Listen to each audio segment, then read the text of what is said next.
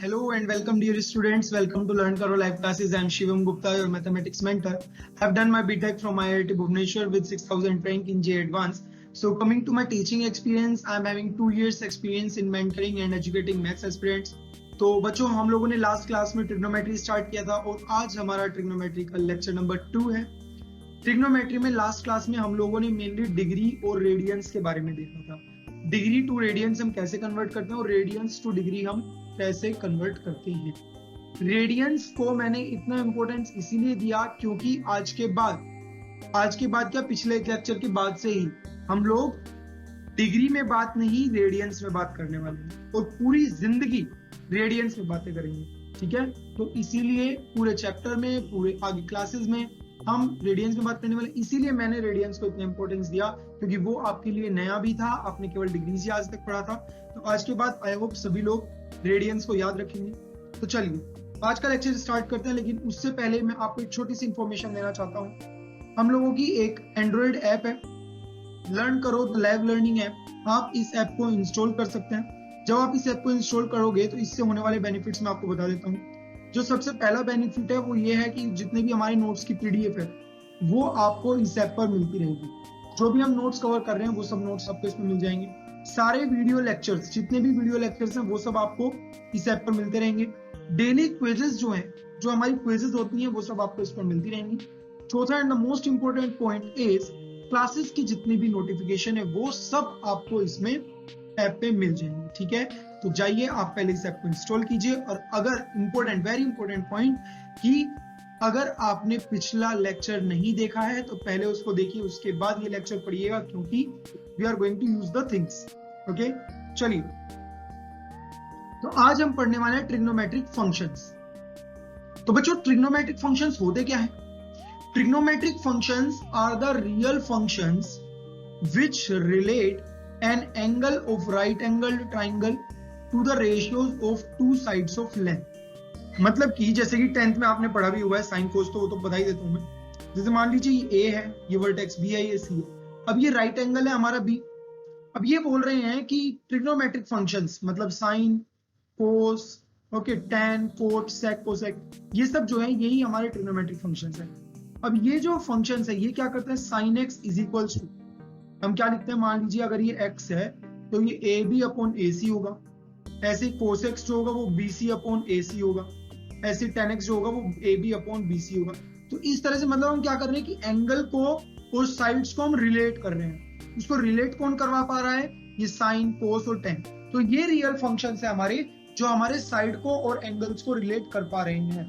तो इन एंगल्स और साइड्स को रिलेट करने वाले जो फंक्शंस होंगे, इन फंक्शंस को हम बोलते हैं ट्रिग्नोमेट्रिक फंक्शंस। क्लियर? अब जैसे कि मान लीजिए कोई एक यूनिट सर्कल है, ठीक है।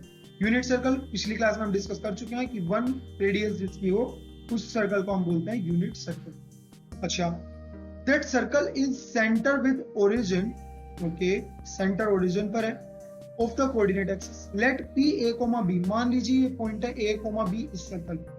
चलिए सबसे पहले तो ये इंपॉर्टेंट है कि हम इस पॉइंट पर पहुंचे कैसे होंगे। इस पॉइंट पर हम ऐसे पहुंचे कि हम A यूनिट को इस डायरेक्शन में चले, मतलब इस पॉइंट के कोऑर्डिनेट A, 0 हो जाएंगे। या यूं कहें कि ये जो लेंथ है हमारी, ये जो लेंथ है ये हमारी A हो जाएगी कि हम A यूनिट तो X डायरेक्शन में चले और y यूनिट हम b डायरेक्शन में चले, b यूनिट हम y एक्सिस में, y डायरेक्शन में चले, तब जाके हम पहुंच पाएंगे a, b। एक तो ये चीज इंपॉर्टेंट थी और इसी के बेस पर हम आगे देखने वाले हैं कि कैसे कैसे चीजें वेरी करेंगे। ठीक है, ओके। अब देखिए ये रहा वो सर्कल और इस सर्कल में ये हमारे पास जो a पॉइंट है ये 1, 0 होगा। कैसे होगा वो समझिए। हमने अभी अभी देखा था कि ये यूनिट सर्कल है, दैट इज जिसकी रेडियस 1 होगी और हमारे पास ये कोई पॉइंट है P, that is A, B। अगर आप इस P पॉइंट को रोटेट करके इस A पर लेके आओगे, मतलब आप कहां लेके आ रहे हो, X एक्सिस पर। अगर आप X एक्सिस पर लेके आ रहे हो तो मतलब X एक्सिस पर Y कोऑर्डिनेट हमारा 0 होगा, तो Y कोऑर्डिनेट तो ये 0 हो गया। X कोऑर्डिनेट जो होगा वो आप देखो तो इस सर्कल की रेडियस ही तो है, ये जो OA है ये सर्कल की रेडियस है। तो इसका मतलब ओरिजिन से 0 से वो 1 यूनिट दूर है, तो इसका मतलब X कोऑर्डिनेट इस A पॉइंट का 1 हो जाएगा, इसीलिए इसका कोऑर्डिनेट 1, 0 है। अब इस 1, 0 की क्या इंपॉर्टेंस है वो मैं आपको बताऊंगा। आगे वाली स्लाइड में बताएंगे। जैसे कि ये P है, P के कोऑर्डिनेट क्या है 0,1। ये कैसे है, जब आप P को उधर लेके जाओगे तो y एक्सिस पर x कोऑर्डिनेट तो 0 ही होने वाला है, और y coordinate again same reason कि वो सर्कल की रेडियस है तो 1 यूनिट है, तो आप ओरिजिन से 1 यूनिट दूर जाओगे तो आपको 1 ही मिलने वाला है। नेक्स्ट अगर देखा जाए, अगर नेक्स्ट हम देखें तो ये -1,0 है। ये -1 क्यों लिखा, क्योंकि ये -x एक्सिस है, और -x एक्सिस मतलब ओरिजिन के लेफ्ट हैंड साइड में जितने कोऑर्डिनेट्स होते हैं सब नेगेटिव ही होते हैं, राइट हैंड साइड में सब पॉजिटिव होते हैं। तो अगर आप इधर 1 यूनिट चल रहे हो तो इसका मतलब -1,0 ही आएगा x एक्सिस पर, क्योंकि y कोऑर्डिनेट तो 0 रहेगा। सिमिलरली d का भी हम 0,-1 लिख सकते हैं। तो इस तरह से हम इनके कोऑर्डिनेट्स देखते हैं। अब इसके बाद आप देखो हमने लास्ट क्लास में डिस्कस किया था कि पूरा जो सर्कल होता है वो 2 पाई एंगल बनाता है, और 1 राइट एंगल जो होता है, 1 राइट एंगल ये π/2 होता है। π/2 मतलब 90 डिग्रीज, और 90 डिग्रीज को अगर आप रेडियंस में कन्वर्ट करोगे तो 90 × π/180 लिखोगे, जो कि π/2 बन जाएगा। ये तो हम लास्ट क्लास में देख चुके थे। तो अब इसमें अगर देखो तो एक राइट एंगल जो है वो हमारा π/2 एंगल बना रहा है, तो इसका मतलब एंगल AOB जो होगा वो हमारा π/2 हो जाएगा। इसी तरह से ये जो एंगल है AOC ये पूरा बना रहा है पाई एंगल, तो ये हमारा पाई एंगल हो जाएगा, क्योंकि 2 राइट एंगल्स हैं तो 2 राइट एंगल्स हमारे पाई बनाते हैं, तो ये हो जाएगा हमारा पाई। इसी तरह से अगर देखो तो एंगल AOD जो ये पूरा एंगल है ये हो जाएगा हमारा 3 राइट एंगल्स। 3 राइट एंगल्स मतलब 3 × एक राइट एंगल π/2 होता है, तो 3 π/2 हो जाएगा। ठीक है, आप गौर से देखो ये जितने भी एंगल्स हैं, जितने एंगल्स मैंने आपके सामने लिखे हैं ये π/2 के मल्टीपल्स हैं, π/2 के इंटीग्रल मल्टीपल्स हैं। और इस तरह के एंगल्स को हम बोलते हैं क्वाड्रेंटल एंगल्स। इस तरह के एंगल्स को बोलते हैं क्वाड्रेंटल एंगल्स। क्वाड्रेंटल एंगल्स मतलब वो एंगल्स जहां पर आपका क्वाड्रेंट चेंज हो रहा है। अब देखो π/2 पर फर्स्ट से सेकंड में जा रहा है, पाई पर सेकंड से थर्ड में जा रहा है, 3π/2 पर थर्ड से फोर्थ में जा रहा है। इसी तरह से 2π भी होगा, यहाँ पे हम फोर्थ से फर्स्ट में जाएंगे। ठीक है, तो इस तरह इन एंगल्स को हम बोलते हैं क्वाड्रेंटल एंगल्स। अब एक चीज देखो, यहां पर जो हमारा कोसेक्स है, इस ट्राइंगल में मैं आपको दिखाता हूं, ये वाली चीजें हो गई। अब एक चीज इंपॉर्टेंट जो है जिसके बेस पर हम अगली स्लाइड देखने वाले, दैट इज ये OM अगर आप देख रहे हो तो A, B पर मैंने आपको पिछली स्लाइड में बताया कि हम कैसे गए थे। हमने इधर इस डायरेक्शन में A यूनिट चले और इस डायरेक्शन में हम B यूनिट चले। इसका मतलब क्या हुआ कि OM की वैल्यू A हुई और PM की लेंथ B हुई। तो अगर ये एंगल X बोल दिया जाए, अगर इस एंगल को X बोल दिया जाए, तो ट्राइंगल OPM में आप cos X देखो वो क्या होगा, बेस अपॉन हाइपोटेन्यूज। ये तो 10th क्लास में सबने पढ़ा हुआ है कि cos theta is equals to base upon hypotenuse. तो अगर ये एंगल X है तो cos X क्या होगा, base upon hypotenuse, that is OM upon OP। OM upon OP, और OP की वैल्यू कितनी है 1, क्योंकि हमने यूनिट सर्कल लिया हुआ है, तो ये कितना हो जाएगा A के बराबर हो जाएगा। इसी तरह से अगर sin X देखा जाए तो sin X क्या होगा, perpendicular upon hypotenuse, that is PM upon hypotenuse. तो PM अपॉन 1, तो PM की वैल्यू कितनी है हमारी, तो sin X B होगा और cos X A होगा। बहुत इंपॉर्टेंट कंक्लूजन, ध्यान से सुनना ये चीज, ये क्या चल रहा है। A और B क्या है, वो है हमारे P के कोऑर्डिनेट्स। तो इस P के कोऑर्डिनेट्स को A की जगह cos X लिख दें और B की जगह sin X लिख दें। तो मतलब अगर ये एंगल X है, ये जो OP लाइन है, सुनो ध्यान से, अगर OP लाइन है वो X एक्सिस के साथ एंटी क्लॉकवाइज डायरेक्शन में अगर X एंगल बना रही है, तो उसका P का जो X कोऑर्डिनेट होगा उसे हम cos X बोलेंगे या cos थीटा बोलेंगे, और अगर जो Y कोऑर्डिनेट होगा उस P का उसे हम sin थीटा बोलेंगे। X से ना समझा के मैं Y थीटा से समझा देता हूं। बहुत इंपॉर्टेंट चीज है, ध्यान से सुनना, क्योंकि अगली पूरी स्लाइड इसी के बेस पर आधारित है। अगर ये cos थीटा है तो P का जो फर्स्ट कोऑर्डिनेट होगा उसे हम cos थीटा बोलेंगे, और सेकंड कोऑर्डिनेट जो होगा उसे हम cos sin थीटा बोलेंगे। क्लियर है? तो चलिए अब हम देखते हैं नेक्स्ट स्लाइड, और नेक्स्ट स्लाइड में हम इसी के बेस पर देखने वाले हैं, समझने वाले हैं कि कैसे cos 0 1 होता है। हमने पहले पढ़ा हुआ था कि cos 0 1 होता है, लेकिन क्यों होता है ये तो नहीं पता। चलिए तो अभी देखते हैं क्यों होता है। ये हमारे पास वही फिगर है जो हमने अभी देखी थी। तो मान लीजिए ये थीटा है, ये थीटा है, तो A equals to cos theta होगा, और b equals to sine theta हो जाएगा, ये हो जाएगा। अब यहां से अगर हम जीरो की बात करें, जब थीटा जीरो होगा, अगर थीटा जीरो होगा तो कोस जीरो क्या हो जाएगा, थीटा जीरो होगा मतलब यहां पर आपको आना है, तो ये वाली लाइन की बात कर रहे हैं, तो फर्स्ट कोऑर्डिनेट होगा कोस जीरो मतलब 1, और साइन जीरो होगा मतलब second coordinate that is y coordinate that is 0, तो इसीलिए कोस जीरो 1 और साइन जीरो 0 होता था। कोस पाई बाय 2 0 और साइन पाई बाय 2 1, क्यों? क्योंकि देखिए पाई बाय 2 मतलब ये थीटा यहाँ पहुंच गया, ये थीटा यहाँ पहुंच गया, यानी ये वाली लाइन यहाँ पहुंच गई, तो अब a की जगह 0 लिखा है, b की जगह 1 लिखा है, तो मतलब cos pi by 2 equals to a था, a की जगह 0 लिखा है, और साइन पाई बाय 2 b की जगह 1 लिखा है, तो इसका मतलब साइन पाई बाय 2 1 हो जाएगा। तो इस तरह से ये होता है। और सिमिलरली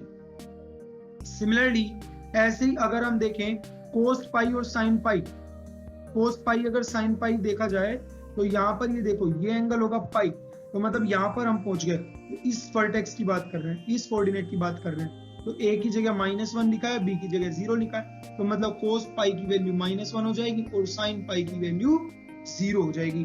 और इसी तरह से हम 3 पाई बाय 2 और 2 पाई भी देख सकते हैं। 3 पाई बाय 2 देखोगे तो 0 और ये हो जाएगा यहाँ पर -1, और इसे देखोगे 2 पाई पर तो ये 1 अगेन 0। समझ में आया?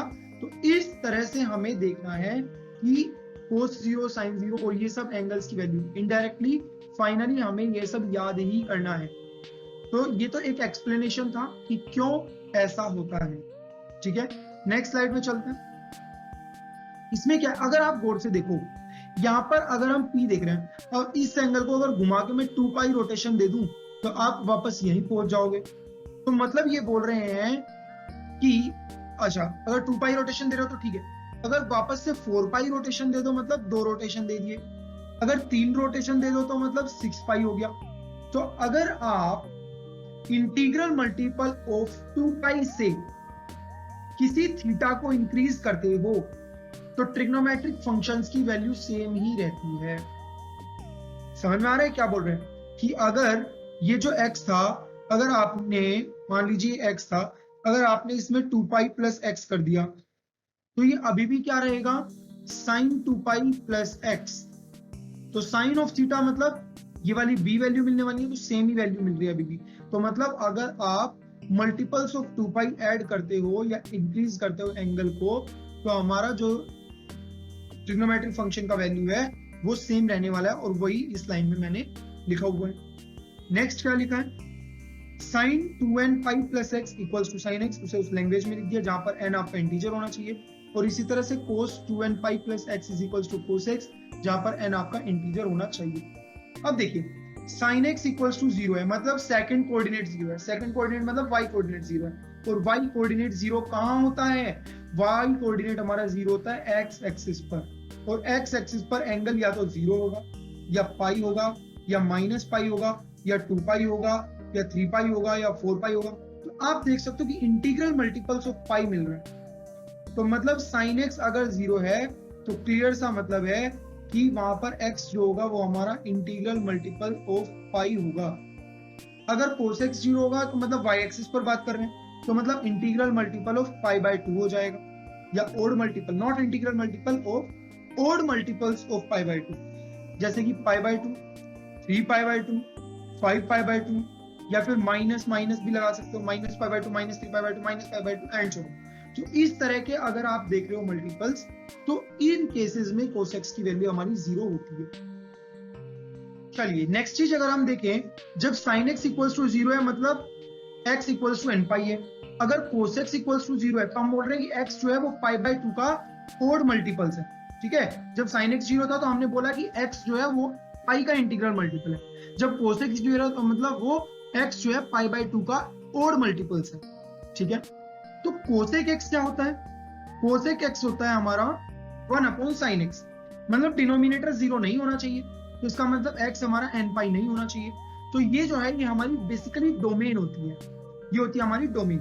ठीक है, सेक x क्या होता है 1 अपॉन कोसेक, अब डिनोमिनेटर 0 नहीं होना चाहिए। कोसेक 0 कब होता है, जब हमारा x जो है वो पाई बाय 2 का ओड मल्टीपल हो, तो इसका मतलब इस सेक x की जो डोमेन होती है that is r minus 2n plus 1 pi by 2, और इसी तरह से इसकी जो डोमेन होती है वो होती है हमारी r माइनस n पाई, मतलब इंटीग्रल मल्टीपल्स ऑफ पाई को छोड़ के कुछ भी। ऐसे ही अगर हम tan x देखें तो वो क्या होता है sin x upon cos x, denominator में आ रहा है cos x, अगर डिनोमिनेटर में cos x आ रहा है तो इसका मतलब x जो है वो हमारा पाई बाय 2 का ओड मल्टीपल नहीं होना चाहिए, तो मतलब r minus 2n plus 1 pi by 2 हो जाएगा इसकी भी डोमेन। अगर बात करें हम cos x upon sin x की, तो इसमें डिनोमिनेटर जीरो नहीं होना चाहिए, मतलब sin x से जीरो नहीं होना चाहिए, और sin x कब जीरो नहीं होगा, जब x पाई का इंटीग्रल मल्टीपल नहीं होगा, तो इसका मतलब इसकी डोमेन हो जाएगी r माइनस n पाई। तो ये डोमेन्स हम इस तरह से निकालते हैं इनकी, तो डिफरेंट डोमेन्स, ये डोमेन्स आप याद रखिएगा क्योंकि ये हम ग्राफ जब बनाएंगे तब ग्राफ बनाते वक्त हम डोमेन्स का इस्तेमाल करने वाले। चलिए नेक्स्ट इज ओके, ये तो आइडेंटिटीज है, ये आइडेंटिटीज आप पहले भी पढ़ चुके हैं अपनी क्लासेस में, that is sin square x plus cos square x equals to 1, 1 plus tan square x equals to sec square x, 1 plus cot square x equals to cosec square x। ये कैसे होता है, देखिए मान लीजिए एंगल थीटा है, ये late से परपेंडिकुलर है, ये बेस है हाइपोटेन्यूज है, तो हम क्या लिखते हैं कि perpendicular square plus base square equals to hypotenuse square equals to. तो यहाँ पर क्या होता है, अगर आप इसे हाइपोटेन्यूज से डिवाइड कर दें तो perpendicular upon hypotenuse square plus base upon hypotenuse square equals to 1 बनेगा। अब परपेंडिकुलर अपॉन हाइपोटेन्यूज क्या होता है हमारा, साइन थीटा, तो sine square theta, base upon hypotenuse क्या होता है हमारा, cos theta, cos square theta. तो ये मिल गई आइडेंटिटी। तो इस तरह से हम ये दोनों आइडेंटिटीज भी प्रूव कर सकते हैं। tan स्क्वायर एक्स के लिए क्या करेंगे, tan स्क्वायर एक्स के लिए हम बेस से डिवाइड कर देंगे, मतलब b स्क्वायर से पूरी इक्वेशन को इसको डिवाइड कर देंगे। ऐसे ही थर्ड के लिए क्या करेंगे, हम परपेंडिकुलर स्क्वायर से डिवाइड कर देंगे, तो आपको ये दोनों इक्वेशंस भी सिमिलरली मिल जाएंगे। ठीक है, अब एक टेबल मैं आपको दिखा रहा हूं, उस टेबल को शायद आपने पहले भी याद किया है 10th क्लास में, वो ये टेबल है।